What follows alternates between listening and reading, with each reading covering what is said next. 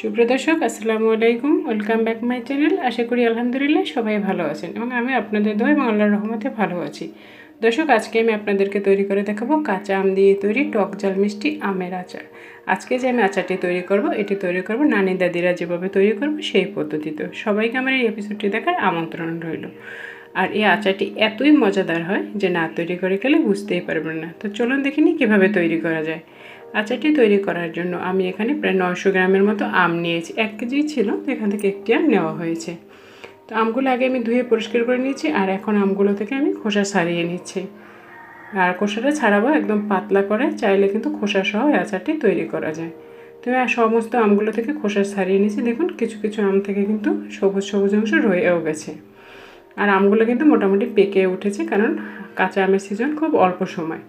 এই যে ভিতরটা কিন্তু পেকে উঠেছে, বিচি সহ কাটতে পারতেছি না। মানে এই আচার তৈরির ক্ষেত্রে কিন্তু বিচির যে অংশটা, শক্ত অংশটা, সেই অংশটা থাকলে বেশি ভালো হয়।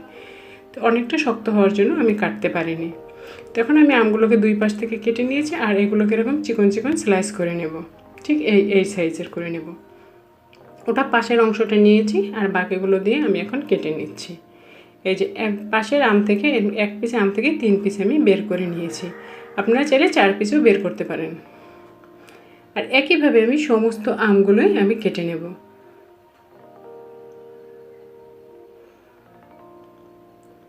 দর্শক, আমার সমস্ত আমগুলো কাটা হয়ে গেছে। এই যে দেখুন কিছু কিছু আম থেকে আমি বিচির অংশটা কাটতে পারছি, মানে বিচি ফেলে উপরে শক্ত অংশটা রাখতে পারছি। তো এখন আমি আপনাদেরকে দেখিয়ে দিচ্ছি যে কীভাবে এই আমগুলোকে আমরা মানে আচার তৈরি করার সময় একদম ভেঙে যাবে না বা ল্যাবড়া হয়ে যাবে না, যাতে শক্ত থাকে। সেই জন্য নানি দাদিদের দেখতাম এরকম পানির সাথে হালকা চুন গলিয়ে নিত। এখানে আমি হাফ চা চামচ চুন গলিয়ে নিয়েছি 1 থেকে 1.5 লিটার পানির ভিতরে। আর এর ভিতরে আমি সমস্ত আমগুলোকে ভিজিয়ে রাখবো 2 ঘন্টার মতো। আপনাদের হাতে সময় থাকলে 7-8 ঘন্টাও ভিজিয়ে রাখতে পারেন। তো আমগুলো বুঝতে থাকুক, এই ফাঁকে আমি একটি মশলা তৈরি করে নেব। তো এখানে আমি 7-8টি শুকনো মরিচ নিয়েছি, 1 টেবিল চামচ নিয়েছি কাঁচা পাঁচফোড়ন, আর নিয়েছি এখানে আমি মাঝারি সাইজের 2টি দেশি রসুন ছিলে নিয়েছি। এখানে চাইলে ইন্ডিয়ান রসুনও ব্যবহার করতে পারেন। এগুলোকে আমি শিলপাটায় বেটে নেব, আপনারা চাইলে মিক্সিতেও মিক্স করে নিতে পারেন। আর এখানে নিয়েছি 1 টেবিল চামচের একটু বেশি পাঁচফোড়ন ভেজে নিয়েছি, এটাকেও আমি এখন গুঁড়ো করে নেব। তো ফিরে আসলাম 2 ঘন্টা পর, আর 2 ঘন্টা পর্যন্ত আমগুলো চুনের পানিতে ভিজছে। এখন আমি আমগুলোকে ভালো করে ধুয়ে নিলাম। ভালো করে ধুয়ে নিতে হবে, 3-4 বার ধুয়ে নিতে হবে, যাতে কোনো চুনের মানে পানি না থাকে। আর এখন আমি চলে আসছি আচার তৈরির মূল প্রক্রিয়ায়।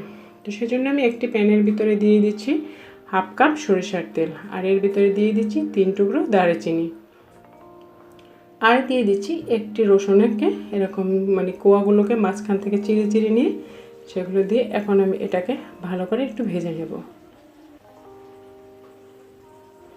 এরকম 30 সেকেন্ডের মতো ভেজে নিলেই হয়ে যাবে।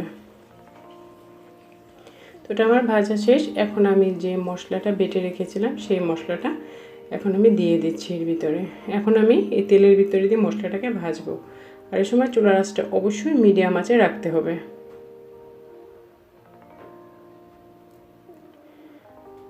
তো এটা একটু ভেজে নিয়েছি, আর এখন এর ভিতরে অ্যাড করে দিচ্ছি কালারের জন্য 1/2 চা চামচ হলুদ। এটা সম্পূর্ণ মানে কালার আসার জন্য দিয়েছি, আপনারা যদি চান না দিলেও পারেন, যদি আপনারা সাদা রাখতে চান সেজন্য, কিন্তু হলুদটা দিলে কালারটা অনেকটাই সুন্দর আসে।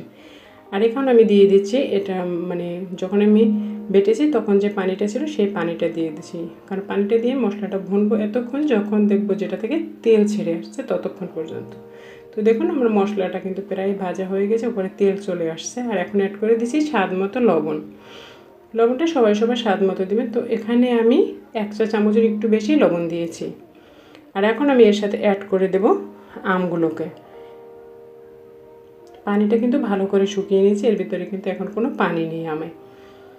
এখন আমি আমগুলোকে দিয়ে 2-3 মিনিটের মতো ভালো করে যে মশলার সাথে ভুনে নেব। এখন অ্যাড করে দিচ্ছি চিনি। এখানে আমি 1 কাপ চিনি নিয়েছি। 1 কেজির একটু কম আম, তো সেক্ষেত্রে আমগুলো বেশ টক দেখলাম, সেজন্য আমি 1 কাপ চিনি নিয়েছি। তো 1 কাপ চিনি আমি একবারে দেবো না, 2 বারে ভাগ করে দিচ্ছি। এখানে চাইলে আপনারা কিন্তু গুড় দিয়েও তৈরি করতে পারেন, আবার চাইলে অর্ধেক গুড় অর্ধেক চিনি দিয়েও তৈরি করতে পারেন। তো আমাদের নানি দাদিরা যখন তৈরি করতো তারা কিন্তু গুড় দিয়েই তৈরি করতো। তো আমি বাকি চিনিটাও দিলাম আর কতক্ষণ নাড়াচাড়া করলাম। দেখুন চিনিটা কিন্তু গলে গেছে, গলে বেশ একটা কিন্তু রস রসা ভাব হয়ে গেছে। এখানে আমি প্রায় 10 মিনিটের মতো এই মশলা চিনি দেওয়ার পরে রান্না করেছি। আর এখন এর সাথে যে পাঁচফোড়নটা আমি ভেজে রেখেছিলাম তার অর্ধেকটা দিয়ে দিলাম। আর এর সাথে আমি অ্যাড করে দিলাম হাফ চা চামচ বিট লবণ। বিট লবণটা দিলে কিন্তু স্বাদটা দ্বিগুণ বেড়ে যায়। আপনারা তৈরি করার সময় অবশ্যই দেওয়ার চেষ্টা করবেন। তো এখন আমি এটাকে আরও কিছুক্ষণ রান্না করব, আরও 5-7 মিনিটের মতো। আর এখন দিয়ে দিচ্ছি ভিনিগার। ভিনিগারটা দিলে আচারটা আপনি দীর্ঘদিন প্রায় বছর জুড়ে সংরক্ষণ করতে পারেন বেশি করে তৈরি করে। এখন আলতো হাতে আমি আবারও নেড়ে দিচ্ছি। আমগুলো কিন্তু মোটামুটি প্রায় 90%-এরও বেশি সিদ্ধ হয়ে গেছে।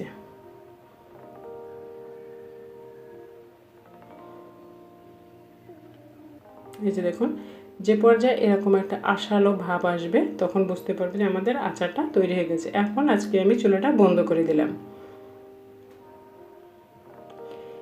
ফিরে আসলাম আরও একদিন পর।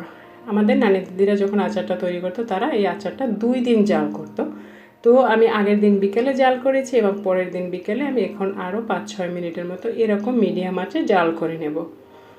আর এতে হবে কি আচারের ভিতরে রসটা একদম ঢুকে যাবে। আর বাকি যে পাঁচফোড়নটুকু রাখতে রেখেছিলাম ভাজা পাঁচফোড়নটুকু, সেটুকু আজকে আমি দিয়ে দিলাম। এখন আমি আবারও একটু সময় জাল করে নেব আর আলতো হাতে সমস্ত মশলাগুলো মিশিয়ে দিলাম। এতে আপনার আচারটা যদি রোদ নাও দেন আপনি কিন্তু দীর্ঘদিন সংরক্ষণ করতে পারবেন কাঁচের কোনো বয়মে ভরে। তো আমার জাল করা হয়ে গেছে, এখন আমি চুলাটাকে বন্ধ করে দেব। এই যে দেখুন, একটা আমও কিন্তু এরকম ভাঙেনি, সবগুলোই কিন্তু শক্ত রয়ে গেছে। আর আচারটা আজকে কিন্তু আরও একটু বেশি পিচ্ছিল পিচ্ছিল হয়ে গেছে, মানে আঠালো হয়ে গেছে। তো তৈরি আমার আচার, এখন আমি নামিয়ে নেব। তো আচারটা আমার ঠান্ডা হয়ে গেছে, প্রায় 2-3 ঘন্টা রাখার পরে একদম ঠান্ডা করার পরে আমি এরকম কাচের ঝাড়ের ভিতরে ভরে রাখবো, এয়ারটাইট কোনো ঝাড়ের ভিতরে।